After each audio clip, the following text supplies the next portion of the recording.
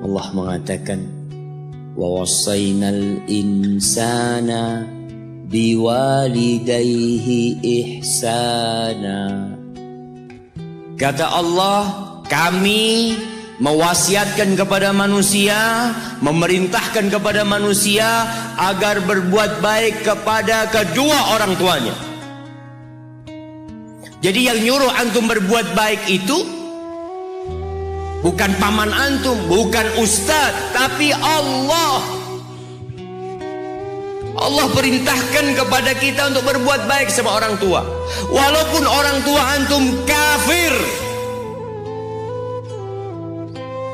Ada sebagian pertanyaan yang kadang-kala datang mengatakan, Ustaz, anak ini dibuang sama orang tua anak dulu, Ustaz. Anak punya bapak menceraikan ibu anak. Ibu anak akhirnya bekerja, bapak anak bekerja, anak dititipkan ke kakek dan nenek. Sekarang ketika anak sukses, bapak ibu anak ingin anak berbakti sama dia. Subhanallah, yang nyuruh antum berbakti bukan bapak ibu antum, tapi yang menciptakan antum yang nyuruh antum berbakti. Cukup tubuh antum itu berasal dari darah orang tua antum. Lalu antum berpikir gak mau berbakti sama orang tua. Yang orang tuanya jahat sama dia, merasa dizalimin sama orang tua. Orang tua anak pilih kasih, Ustaz. Orang tua anak seperti ini, seperti itu. Iya, seburuk apapun orang tuamu, tetap itu orang tuamu. Dan Allah nyuruh kamu berbuat baik sama orang tua. Wallahi jamaah, ada seorang syekh cerita dalam salah satu ceramahnya, cerita tentang seorang dokter perempuan di sana, di Arab sana.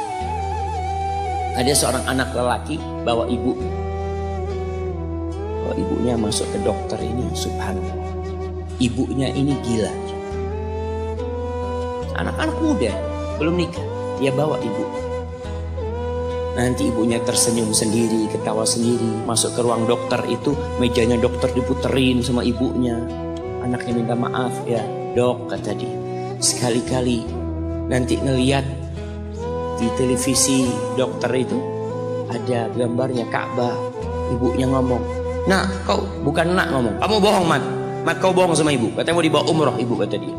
Nanti diludahin anaknya, digigit anaknya, nanti kerudungnya ibunya terbuka, dipasangin lagi.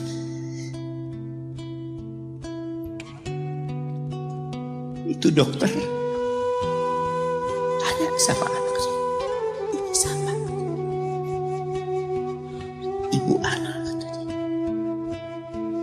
Sejak kapan dia seperti ini? Sejak lahir. Loh, terus gimana engkau bisa lahir? Iya, sama kakek anak, ibu anak dinikahkan, tapi 10 bulan diceraikan. Ya karena seperti ini, Pak, anak lahir dari rahim ibu. Dan seperti ini kelakuan dia, kata dia. Engkau berbakti sama dia, kata dia. Dia kan gak kenal sama engkau. Iya, dia gak tahu sama anak, tapi Allah tahu kalau dia ibu anak. Allah tahu kalau dia ibu anak. Anak harus berbakti. Ditanya, ibumu sakit apa? Anak ibu kena gula, kata dia. Setelah dikasih resep, itu dokter cerita, pasiennya keluar, ditutup pintunya. Dokter ini nangis. Dia mengatakan, ana sering dengar ceramah tentang birrul walidain. Ana sering mendengarkan tausiah ustaz tentang berbakti kepada orang tua, tapi ana baru sekarang melihat kebaktian seorang anak sama tuanya. Ibunya gila, dia tetap berbakti. Dan dia mengatakan, iya, ibu anak gak tahu sama anak, tapi Allah tahu kalau dia ibu anak. Dan yang ngasih wasiat supaya kita berbakti sama orang tua itu Allah, jemaah. Apapun yang dilakukan orang tua kita,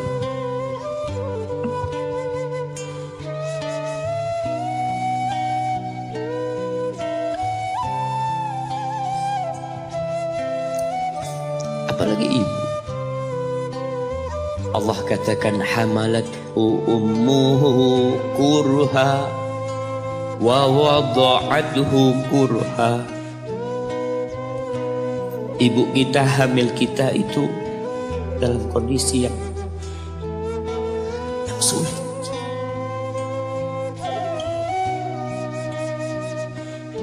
Ada ibu yang harus bed rest demi anaknya lahir. Demi kita lahir, ibu kita itu bed rest. Capek dikit keluar darah. Ada yang harus hamil kita dalam kondisi dia ditinggal sama suaminya. Dia harus cari nafkah sendiri. Ada yang harus muntah-muntah demi kita. Allah. Lalu kita berdiri buat ibu kita, capek. Diceritakan seorang, ya kita semua tahu ceritanya, tentang 3 orang yang masuk ke dalam gua. Kemudian gua itu tertutup dengan batu yang menggelinding. Lalu mereka bertawasul dengan amal soleh mereka. Salah satunya yang mengatakan, ya Rabbi, Allahumma, ya Allah, aku punya 2 orang tua. Aku punya 2 orang. Yang aku senantiasa memberikan susu kepada keduanya sebelum keluarga yang lain minum susu. Dia sudah menikah, dia punya istri, punya anak. Pada suatu hari, ya Allah, aku kejauhan cari rumput, sehingga aku balik dalam kondisi orang tua sudah tidur.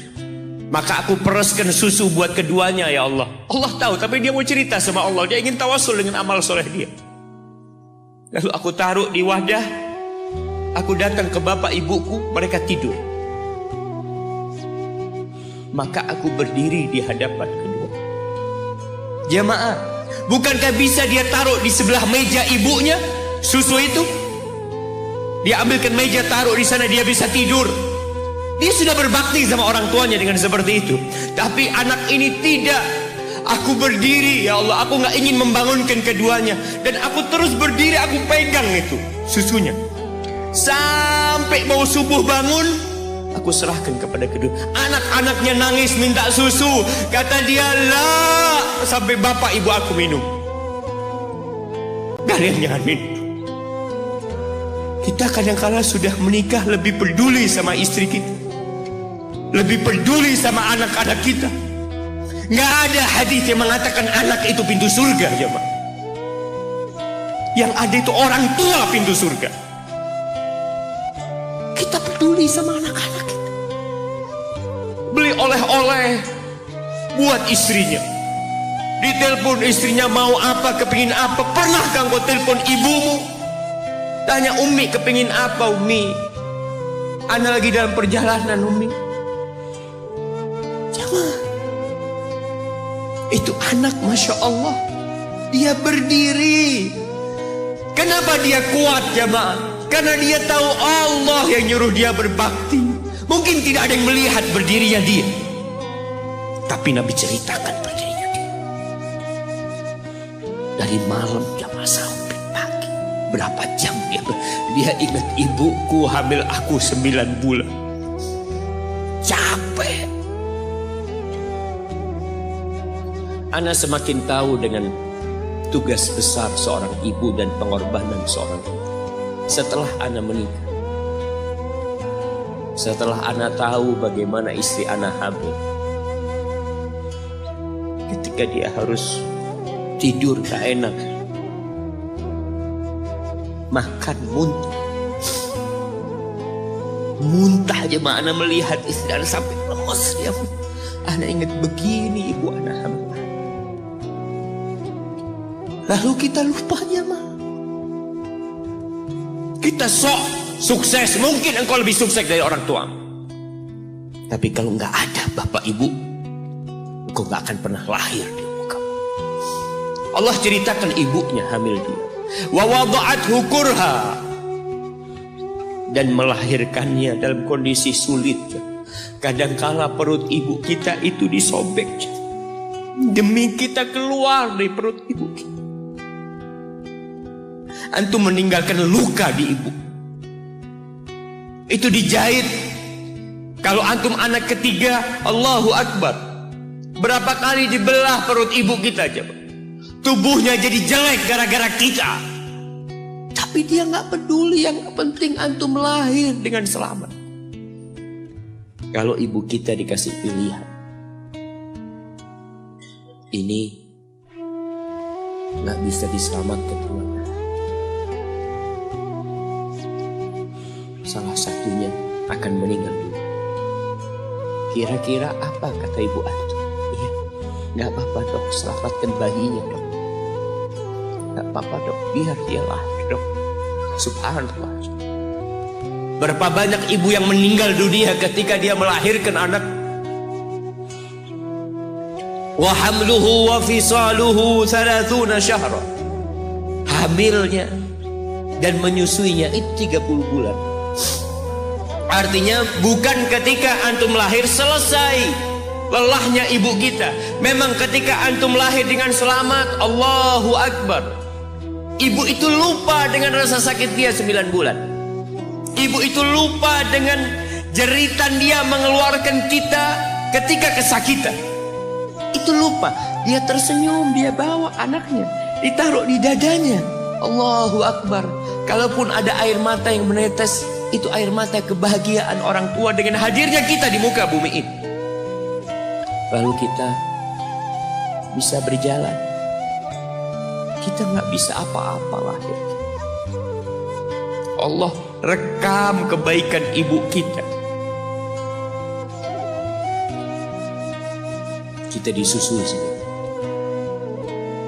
Berapa bulan? 2 tahun. 24 bulan. Mungkin ada yang kurang, mungkin ada yang kurang. Tapi yang jelas kondisi kita tidak bisa berbuat apa-apa. Kita hanya bisa menangis jemaah. Antum lapar menangis, buang kotoran menangis. Siapa yang datang membersihkan kotoran antum? Ibu antum. Yang gendong antum siapa? Ibu antum. Dia susui. Subhanallah, sampai anaknya agak besar sedikit, diajari bicara sama ibunya, diajak ngomong sama ibunya, diajarin berdiri sama ibunya, diajarin berjalan sama orang tuanya. Allahu Akbar. Kemudian ketika antum sukses,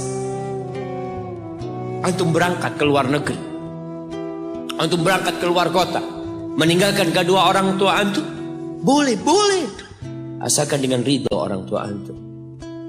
Kalau ibu antum telepon, antum di Batu sini kuliah sampai sukses jadi pengusaha di sini, ibu antum di kampung telepon, nah ibu ingin kau balik ke kampung. Jangan pernah mengatakan, bu anak kerjanya di sini ibu, saya ditugaskan di sini. Tinggalkan semua pekerjaanmu, pulang ke rumah. Ustaz, gimana dengan istri dan anak-anak anak? Yang ngasih makan istri sama anak-anak antum itu Allah Jalla Jalla. Bawa pulang ke kampung, hidup sama ibu antum. Jamaah, ada seorang sahabat yang izin untuk berjihad, izin untuk mendapatkan surga yang paling tinggi, izin untuk bisa memberikan syafaat kepada 70 dari keluarganya. Kalau dia mati syahid, dia datang kepada Nabi SAW, ditanya, bapak ibumu hidup? Iya, kata dia. Pulang engkau ke sana. Fazammal jannah, di sana ada surga. Ilzam rijlaya, engkau tetap di kaki ibu. Ini mau jihad, bukan mau cari fulus jemaah, bukan mau cari kenikmatan dunia. Dia mau cari surga. Tapi pintu surga yang paling baik orang tua dapat jauh-jauh. Jemaah, Allah, ketika antum nangis di kasur ibu, di dapur lagi masak, dimatikan kompornya, dia datang jumpai antum. Antum lihat, anda sering lihat ketika kajian, bagaimana seorang ibu yang gendong anaknya yang nangis. Dia ingin dengarkan kajian, tapi engkau menghalangi dia untuk mendengarkan kajian dengan baik. dia harus gendong. Kadang-kala nggak boleh deket-deket kajian, yang bawa anak tempatnya lain, dan dia nurut. Engkau ganggu hidup dia dari sejak engkau lahir. Kemudian setelah engkau dewasa, engkau nggak berbakti sama ibu. Lupa dengan wa hamluhu wa fisaluhu 30 syahr. Di masa Umar bin Khattab, ada seorang yang datang kepada Umar mengatakan, "Ya Amirul Mukminin,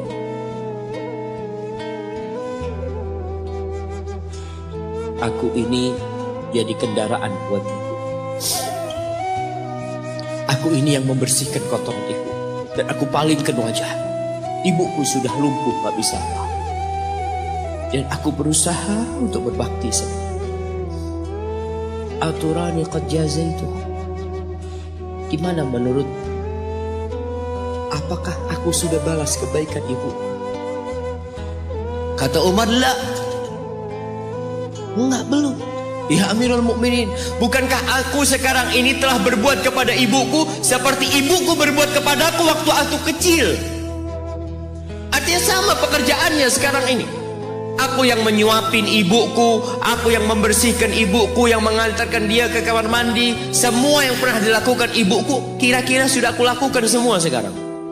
Kata Umar, enggak sama. Ibumu waktu merawatmu ketika engkau kecil, ibumu berharap engkau bisa hidup. Sedangkan engkau sekarang merawat ibumu ketika sudah tua sakit-sakitan, engkau berharap ibumu mati. Allah, iya, kita kadang-kadang merasa lelah merawat ibu yang sudah tua. Merasa kadang-kadang, ya Allah, kalau ibu ini meninggal insya Allah lebih baik. Antum mau istirahat. Allah, iya, belum. Suatu hari tatkala Abdullah bin Umar tawaf, ada seorang yang menggendong ibunya. Sambil dia bersenandung mengatakan, "Inni anal ba'iru hal mudhallalu in udhirat rikabuha lam udhar." Aku ini adalah tunggangan ibuku yang taat dan patuh. Kalau tunggangan-tunggangan lain itu dikagetin, kaget. Aku tidak pernah membuat ibuku kaget di atas punggungku. Lalu bertemu dengan Abdullah bin Umar bin Khattab. Dia bertanya, "Kira-kira aku sudah balas enggak kebaikan ibuku? Aku ini bawa ibuku dari Yaman. Dari Yaman. Mungkin 2000 kilometer. Dia gendong ibu. Sampai melaksanakan ibadah haji semua dia di punggung, ibunya di punggung. Dia tanya, aku sudah balas enggak kebaikan ibu?" Apa kata Abdullah bin Umar bin Khattab? "Wala bi talqatin min talaqat." Rasa sakit ibumu ketika dia mengeluarkanmu, yang ibu itu kesakitan, satu rasa sakitnya belum engkau balas. Bagaimana dengan kebaikan dia yang lainnya? Tapi engkau telah berbuat baik kepada ibu. Maka kita nggak boleh merasa sudah berbuat baik sama ibu kita. Apalagi merasa sudah balas budi. Na'udzubillah. Lalu Allah ceritakan kondisi manusia. Tetap kita masih di surat Al-Ahqaf ayat 15. Allah mengatakan, hatta idza balagha ashuddahu wa balagha 40 sana. Sampai ketika manusia ini mencapai masa mudanya, masa kuatnya, sampai umur 40 tahun, orang ini berkata, qala rabbi auzi'ni an ashkura ni'mataka allati an'amta alayya wa ala walidayya wa an a'mala salihan tardah wa aslih li fi dhurriyyati inni tubtu ilaika wa inni minal muslimin. Ini doa yang dianjurkan dibaca kalau orang umurnya 40 tahun. kebanyakan kita 40 tahun juga nggak baca doa. Kenapa? Kita kurang peduli dengan ajaran agama kita.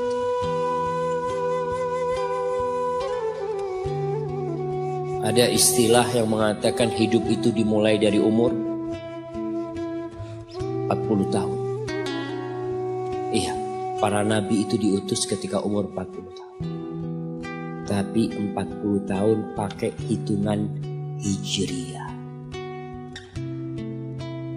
Antum kebanyakan kelewatan. Kalaupun antum baca biasanya pakai kalender Masehi. Apa yang dibaca ketika umur 40 tahun? Biasanya orang umur 40 tahun ini sudah mapan hidupnya. Sudah punya istri, sudah punya anak, sudah punya usaha. Ada yang sebelum itu sudah mapan. Tapi kebanyakan 40 tahun itu ya rata-rata lah. Mereka udah mapan hidup. Orang ini berdoa mengatakan, Rabbi, wahai Rabbku. Jamaah, kebanyakan doa para nabi dalam Al-Quranul Karim itu memakai nama Allah Ar-Rabb, Rabbana, Rabbi.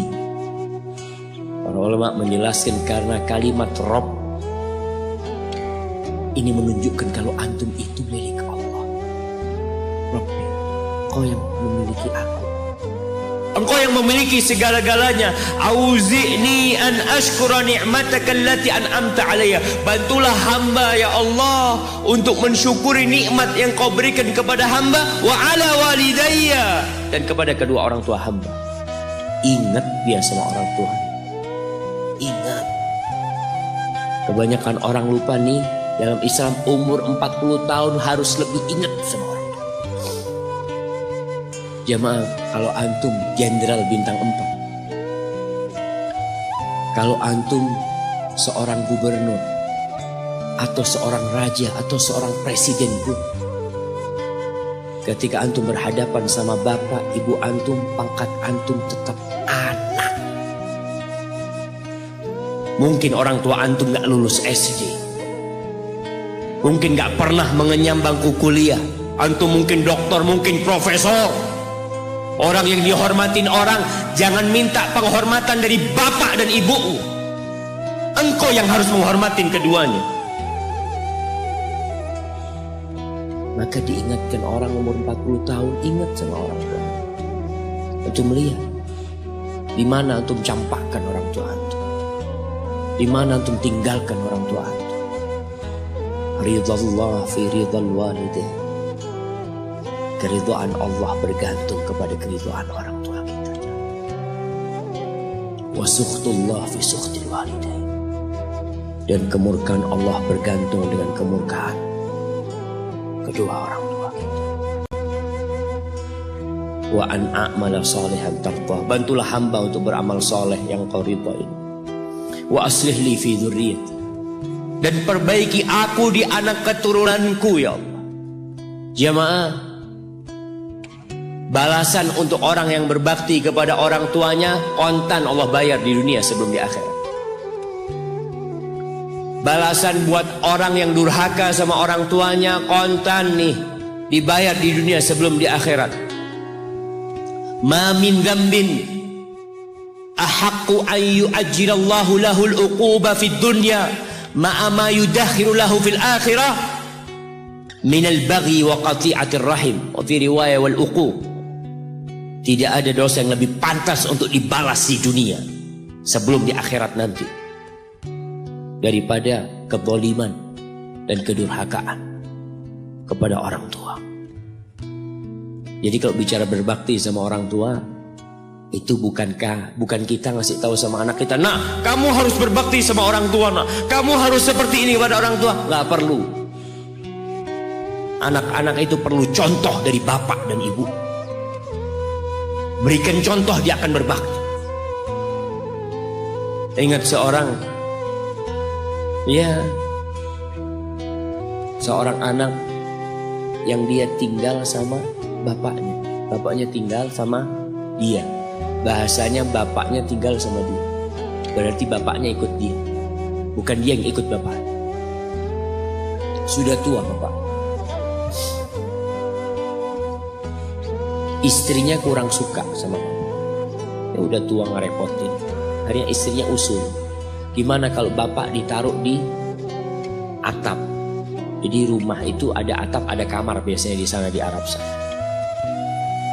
Akhirnya si suami nurutin istri, mengatakan, ayah keberatan nggak kalau tinggal di atas? Oh nggak apa-apa nak, yang penting kau seneng. Bayangkan, wallahi orang tua kita, yang penting anaknya bahagia. Akhirnya dipindah ke atas. Tiap hari bapaknya dikirimin pakai piring dari plastik apa seng, kirimin ke atas makan ya, nanti bajunya dicuci, pokoknya nggak kumpul sama cucu-cucunya, seakan-akan diasingkan sampai meninggal dunia. Sudah meninggal, selesai. Orang itu kalau orang tua yang meninggal selesai, sudah beban hidup dia. Padahal itu pintu surga yang sudah ditutup buat antum. Maka sebagian ulama ketika ibunya meninggal menangis. Ditanya, kenapa engkau menangis seperti ini? Kata dia, gimana aku tidak menangis? Pintu surga terbaik udah tertutup buat aku. Udah selesai. Aku belum berbakti sama dia sudah meninggal. Akhirnya ketika meninggal dikubur, bapak anaknya ini mau bersih-bersih kamar bapak bersama anak dia. Bersih-bersih, sudah dimasukin kantong hitam ya, semacam.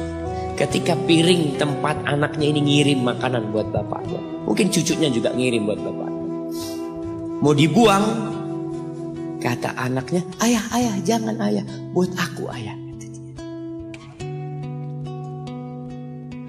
Kenapa nak? Buat apa piringnya? Iya ayah, nanti kalau ayah sudah tua, aku akan pakai ini buat ayah. Anak kecil nggak tahu apa-apa aja. Dia pikir itulah berbakti sama orang tua. Dia ingin mengulangi apa yang dia lihat, dia ingin praktekkan sama bapak. Bukan karena dia ingin durhaka, bukan. Karena dia berpikir itulah kebaktian jemaah.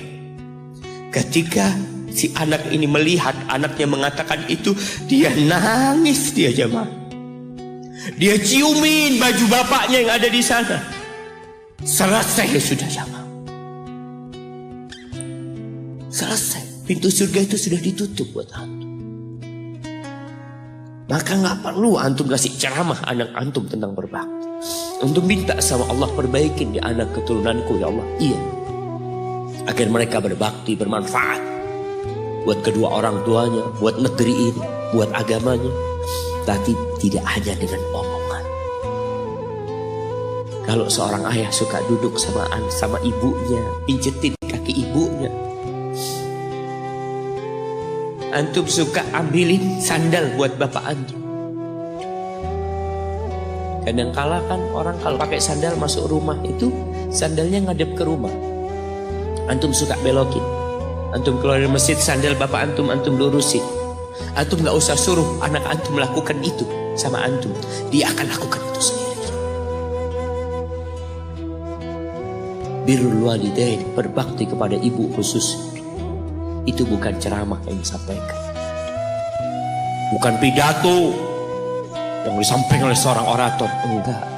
Tapi sesuatu yang kita praktekkan dalam kehidupan. Inni tubtu ilaika wa inni minal muslimin. Ya Allah, aku taubat ya Allah.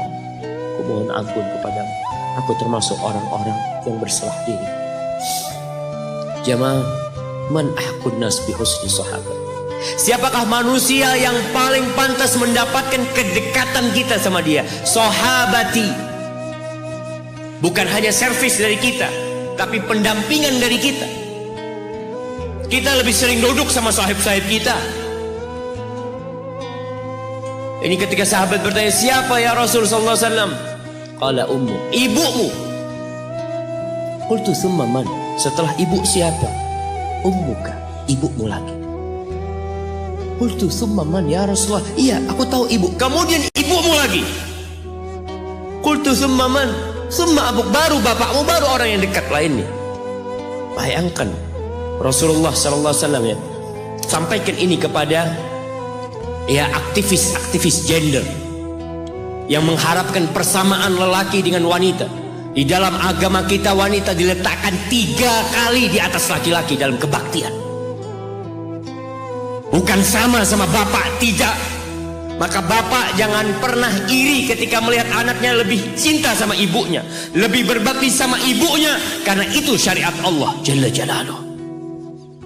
Iya, kita tetap berbakti sama bapak kita, tapi ibu kita, kenapa kok ibu 3 kali?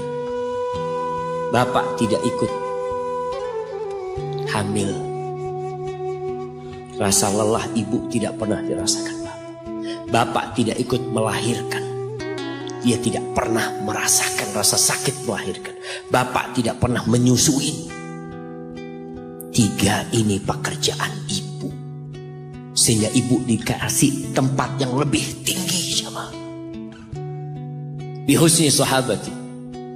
Dengan pendampingan kita, dengan kebaikan kita, ibu kita. Maka berusaha jamaah untuk sering-sering kumpul sama ibu ya.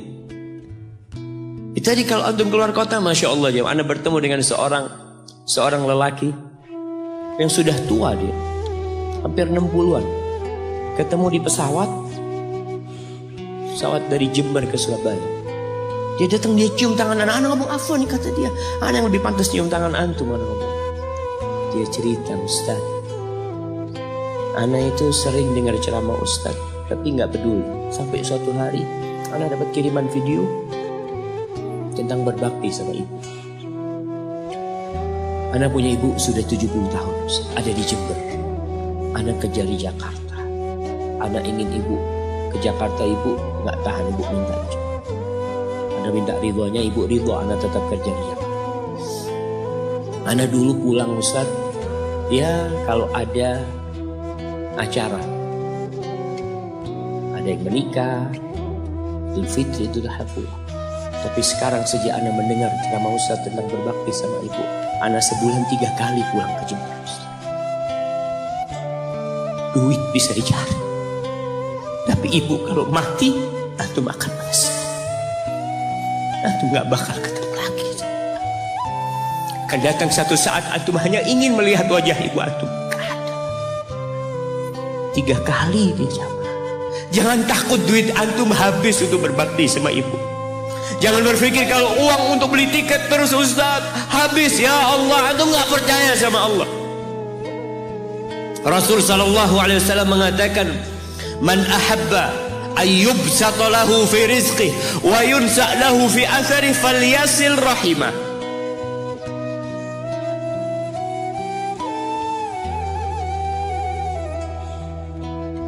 Barang siapa yang ingin rizkinya diluaskan, barang siapa yang ingin umurnya dipanjangkan, apa yang dia lakukan? Sambung rahimnya. Sambung rahim. Rahim kita sendiri, ibu kita. Kita dari sana keluar. Itu yang paling berhak mendapatkan kebaktian kita. Antum jangan takut kehabisan waktu. Ketika antum berbakti sama orang tua, Allah berkahin waktu antum. Jangan takut duit antum habis, Allah lipat gandakan apa yang antum keluarkan. Tapi kadang-kala kita nggak yakin. Kita berpikir hitung-hitungan, aduh anak kalau ngasih orang tua berangkat pulang berapa, kalau dihitung aduh nggak masuk Ustaz hitungannya. Antum biarkan malaikat yang itu. Kiraman katibin ya'lamuna ma taf'alun. Allah tuh punya malaikat-malaikat mulia yang tugasnya mencatat. Dia tahu dengan apa yang antum kerjakan. Biarkan mereka yang mencatat. Biarkan mereka yang menghitung. Wallahi jamaah, kita tuh disuruh dekat sama orang tua kita. Apalagi kalau orang tua kita minta. Kalau enggak, ya mungkin dia ridho jauh. Tapi jangan dipikir dia suka atau jauh dari dia. Maka sebagai bentuk kebaktian anak, tetaplah antum dekat sama orang tua. Yang terakhir, di surah Luqman, ketika Allah mewasiatkan agar kita berbakti sama orang tua kita, lalu Allah mengatakan, wa in jahadaka ala an tusyrika bi ma laysa laka bihi ilm fala tuti'huma. Kalau kedua orang tuamu memaksamu untuk melakukan kesyirikan, melakukan kekufuran, jangan taat kepada keduanya. Fala tuti'huma, jangan taat, jangan patuh. Tapi setelah itu Allah mengatakan wasahibhuma fid dunya ma'rufa. Sahibhuma, jadikan orang tua antum sahib antum, temanin dia, jangan ditinggal. Kebanyakan di antara kita berkata, Ustaz, abah ana belum dapat hidayah, ibu ana belum dapat hidayah. Pertanyaannya, antum hidup di mana? Ibu antum hidup di mana? Ana hidup di Jakarta, ibu ana hidup di kampung, orang tua ana hidup di kampung. Antum setahun kali pulang. Kata Allah, sahibhuma fid dunya ma'rufa. Ini yang kafir. Temanin keduanya dalam kondisi penuh dengan kebaikan. Haibati fillah, sekali lagi Anda sampaikan bahwasanya kebaktian kepada orang tua itu memiliki kedudukan yang tinggi setelah bertauhid kepada Allah. Wa qadha rabbuka alla ta'budu illa iyyah wa bil walidaini ihsana imma yablughanna 'indaka al-kibara ahaduhuma aw kilahuma fala taqul lahumā uffin wa la tanharhumā wa qul lahumā qawlan karīmā. Antum baca nanti surat Al-Isra ayat 23. Antum baca, jangan cuma dengar, baca tafsirnya, supaya antum tahu bagaimana Allah menyuruh kita untuk berbakti kepada orang tua kita dan apa yang Allah inginkan. Hadza wallahu a'lam bishawab. Itu yang bisa Anda sampaikan pada kesempatan kali ini. Apabila itu benar, itu dari Allah Jalla Jalaluhu. Kalau ada yang